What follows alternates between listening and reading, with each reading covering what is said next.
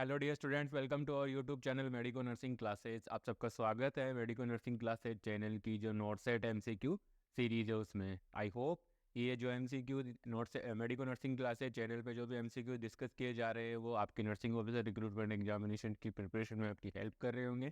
साथ ही साथ आपके जो डाउट्स हैं, जो कॉन्सेप्ट आपके क्लियर नहीं थे, शायद वो भी कॉन्सेप्ट आपके क्लियर होते जा रहे हैं।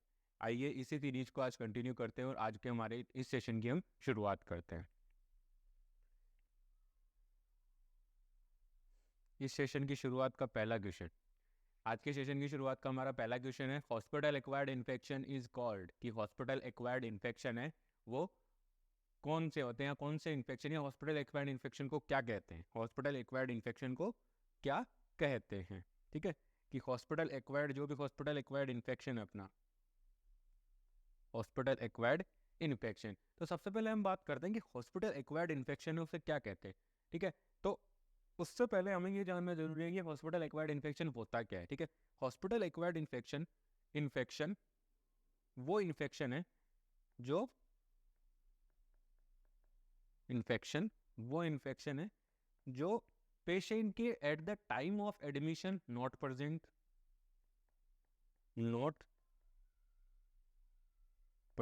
At the time of admission. Hospital acquired infection वो इन्फेक्शन है जो हॉस्पिटल में जब पेशेंट एडमिट हो रहा था उस समय उसमें नहीं थे।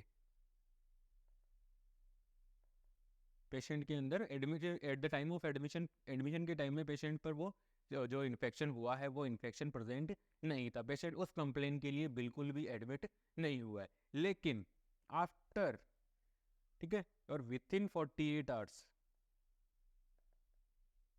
विथ इन फर्स्ट 48 आवर्स, पहले 48 घंटे जो हॉस्पिटल में जो स्टे कर रहा है, रुक रहा है, उसमें जो पहले 48 घंटे हैं, उन 48 घंटे के अंदर क्या हुआ है पेशेंट, उसके अंदर इन्फेक्शन है वो क्या हुआ है, डेवलप हुआ है। उसके अंदर क्या हुआ है, वो इन्फेक्शन क्या हुआ है स्टूडेंट्स, वहाँ पे डेवलप हुआ है।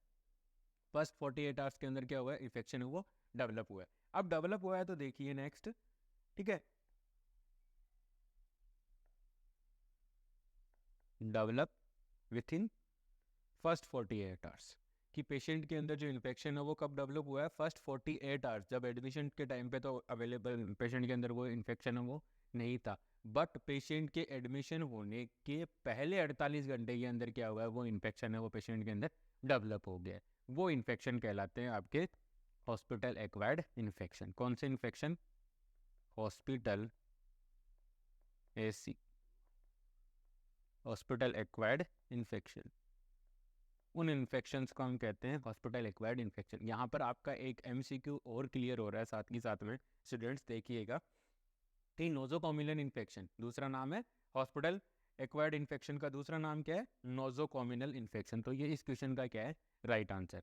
एक पॉइंट और बताता हूँ आपको, ये तो इस क्वेश्चन का क्या हो गया, राइट आंसर। ठीक है, इनको दूसरे नाम से हॉस्पिटल एक्वायर्ड इन्फेक्शन को बोला जाता है नोजोकॉमिनल इन्फेक्शन। अब मैं बताना चाहूँगा कि हॉस्पिटल एक्वायर्ड इन्फेक्शन है वो कितनी देर में हो रहा है, फर्स्ट 48 आवर्स के अंदर होता है। फर्स्ट 48 आवर्स, पहले एडमिशन के बाद जो पहले 48 घंटे होते हैं उनके अंदर जो इन्फेक्शन डेवलप हुआ है, जो इन्फेक्शन पेशेंट के एडमिशन के टाइम पे पेशेंट के अंदर नहीं था, वो इन्फेक्शन कहलाता है आपका, क्या कहलाता है, नोजोकॉमिनल इन्फेक्शन या हॉस्पिटल एक्वायर्ड इन्फेक्शन। तो अब यहाँ पे आपके पास एमसीक्यू आ सकता है कि पेशेंट के अंदर हॉस्पिटल एक्वायर्ड इन्फेक्शन वो कितनी देर में डेवलप होते हैं। तो फर्स्ट 48 आवर्स के अंदर, फर्स्ट 48 आवर्स, यहाँ पे ध्यान रखने की बात है कि पहले दो दिन एडमिशन से लेकर के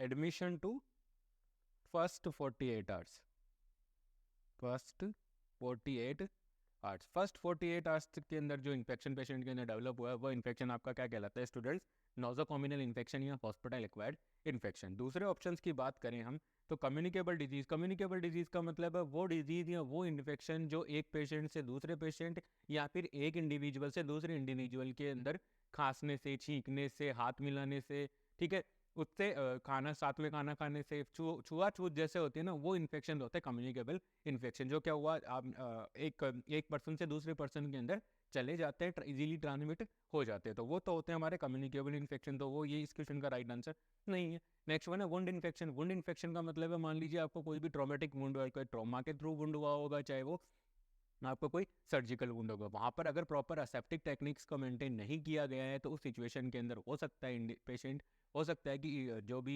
वुंड इन्फेक्शन है वो डेवलप हो सकता है, क्योंकि वहाँ पर वुंड के अंदर क्या होगा, माइक्रो ऑर्गेनिज्म ईजिली हमारी स्किन के थ्रू क्या कर सकते हैं, इन्वेड कर सकते हैं, क्योंकि वुंड के थ्रू उनको क्या मिल रही है, एंट्री मिल रही है हमारी बॉडी के अंदर। स्किन हमारा एक बैरियर का काम करता है, स्किन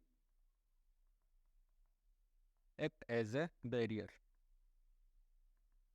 इम्यूनिटी की क्लास के अंदर मैंने पढ़ाया था कि स्किन का कितना इंपॉर्टेंट रोल होता है हमारी बॉडी की इम्यूनिटी को डेवलप करने के लिए, साथ के साथ हमारी बॉडी की प्रोटेक्शन के लिए, ठीक है। तो वुंड इन्फेक्शन है, proper aseptic technique, proper aseptic techniques maintain नहीं रखने की वजह से वहाँ पे वुंड के अंदर क्या हो सकता है, इन्फेक्शन। और वुंड हो सकता है कि चाहे वो कोई ट्रॉमा हुआ हो या फिर कोई सर्जिकल वुंड हुआ हो, उसकी वजह से भी हो सकता है, तो ये भी इस क्वेश्चन का राइट आंसर नहीं है। नेक्स्ट वन है droplet infection. Droplet infection students वो इन्फेक्शन हैं जो क्या होते हैं, खाने छींकने से, जब पेशेंट के खांसने और छींकने से जो ड्रॉपलेट्स बाहर निकलते हैं, उन ड्रॉपलेट्स को अगर दूसरा पर्सन इनहेल कर लेता है तो उसके थ्रू जो इन्फेक्शन फैलते हैं, मतलब एयरबोर्न ट्रांसमिशन, एयरबोर्न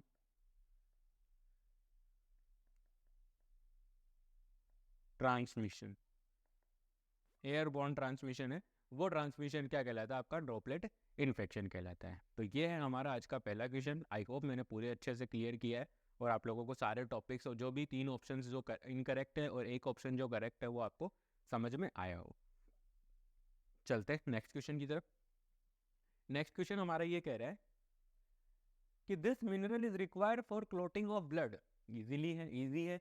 हमने लास्ट की 2 क्लासेज जो देखी आपने, lecture videos, medical nursing classes channel के ऊपर जो लेक्चर वीडियोस थे, लेक्चर वीडियोस के अंदर हमने देखा था कि एपीटीटी का टेस्ट के बारे में हमने स्टडी की थी, सॉरी एपीटीटी, साथ के साथ में हमने पीटीआईएनआर, पीटीआईएनआर, इन 2 टेस्टों के बारे में हमने स्टडी की थी और इनके अंदर एक हमने इलेक्ट्रोलाइट का नाम लिया था या फिर एक मिनरल का हमने नाम लिया है इसमें, ठीक है। तो आप देखना कौन सा सॉरी कौन सा मिनरल है जो काम में आता है। तो फर्स्ट वन ऑप्शन है हमारा, हमसे पूछा गया है कि क्लोटिंग के अंदर जो मिनरल काम में आता है, कौन सा mineral clotting, blood clotting mechanism के अंदर कौन सा मिनरल है वो काम में आता है, वो बताना है, ठीक है। तो उसमें वो बताने के लिए हम देख लिए, पहला ऑप्शन है कैल्शियम, दूसरा ऑप्शन है हमारा मैग्नीशियम, तीसरा ऑप्शन है पोटेशियम और चौथा ऑप्शन है हमारा सोडियम, ठीक है। ये चारों ऑप्शन है। इनके अंदर हम बात करें तो हमने कल देखा था कि कैल्शियम है, ठीक है, कैल्शियम,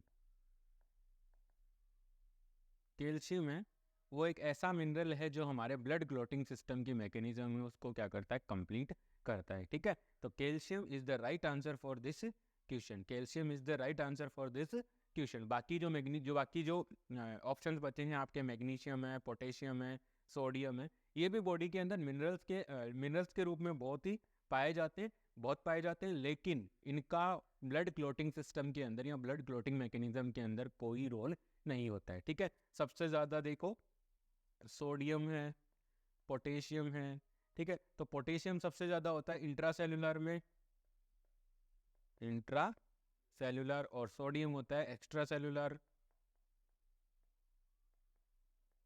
एक्स्ट्रा सेलुलर के अंदर प्रेजेंट होता है, ठीक है। अबंडेंट अमाउंट के अंदर ये दोनों प्रेजेंट होते हैं, ठीक है। तो और इनके इनफ्लक्स और आउटफ्लक्स की वजह से बॉडी के अंदर इलेक्ट्रोलाइट इम्बेलेंस भी होने के काफ़ी ज़्यादा चांसेस होते हैं। मैग्नीशियम है वो भी एक बहुत इंपॉर्टेंट रोल प्ले करता है अपना, बहुत सारी जो बायोकेमिकल रिएक्शंस हैं उनके अंदर, ठीक है। तो ये है हमारा सेकेंड क्वेश्चन आज का।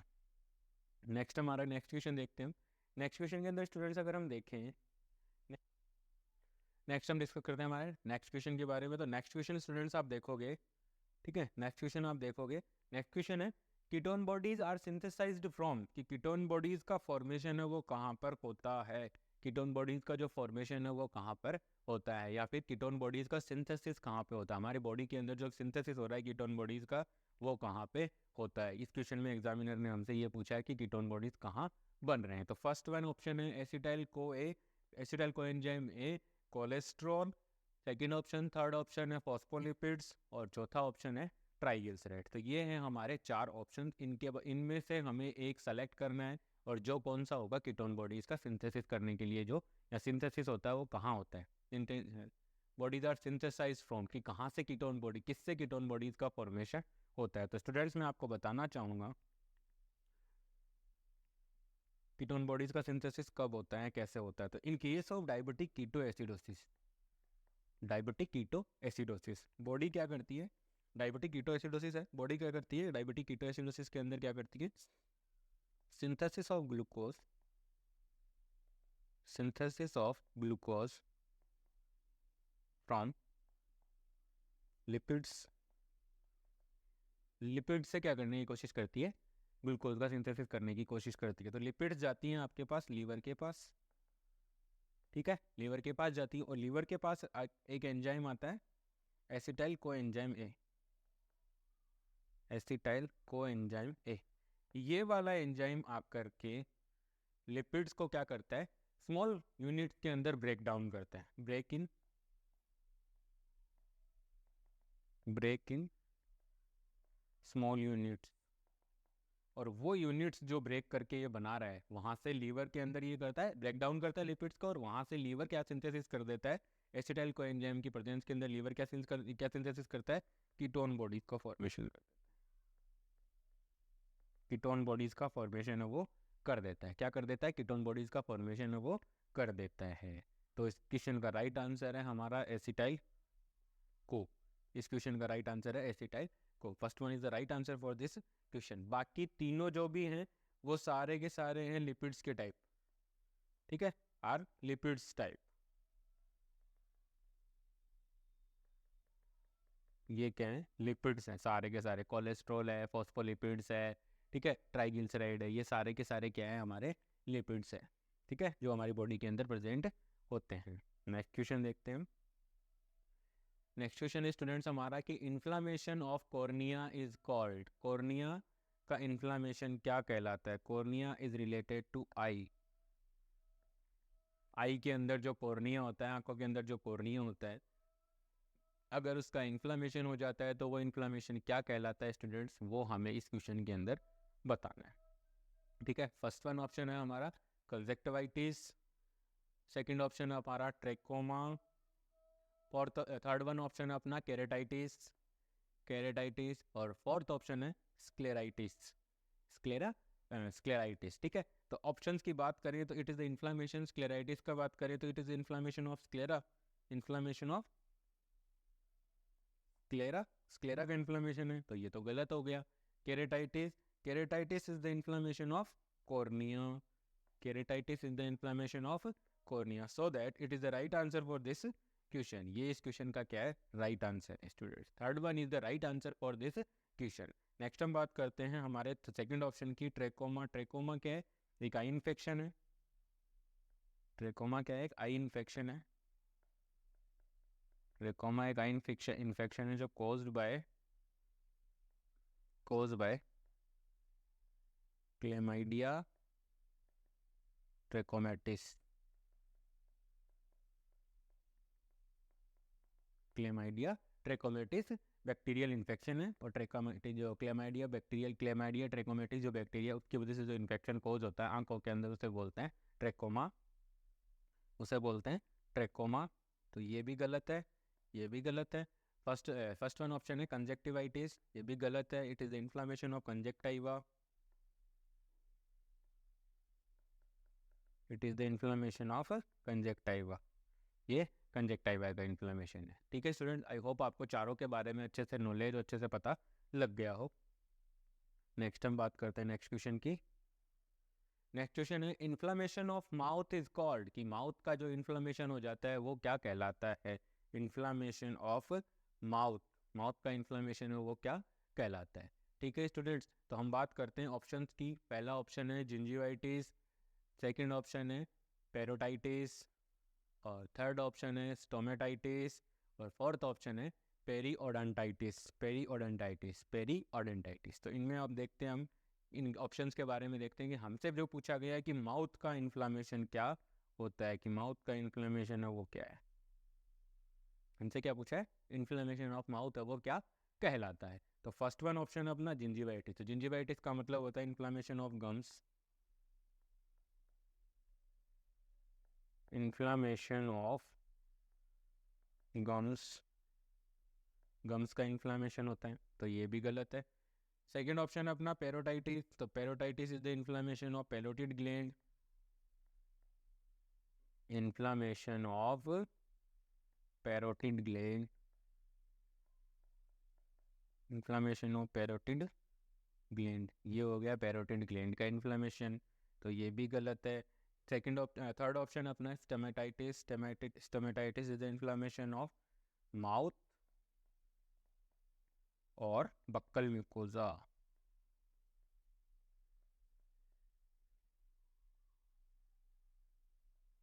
बक्कल म्यूकोजा, बक्कल म्यूकोजा का जो इन्फ्लेमेशन होता है या माउथ का जो इन्फ्लेमेशन होता है, ठीक है, जिसे हम बोलते हैं छाले हो जाना, ठीक है, साधारण भाषा में जैसे हम बोलते हैं मुंह में छाले हो गए, वो होता है stomatitis. It is the right answer for this question. Stomatitis is the inflammation of stomatitis is the inflammation of mouth, not stomach, not stomach.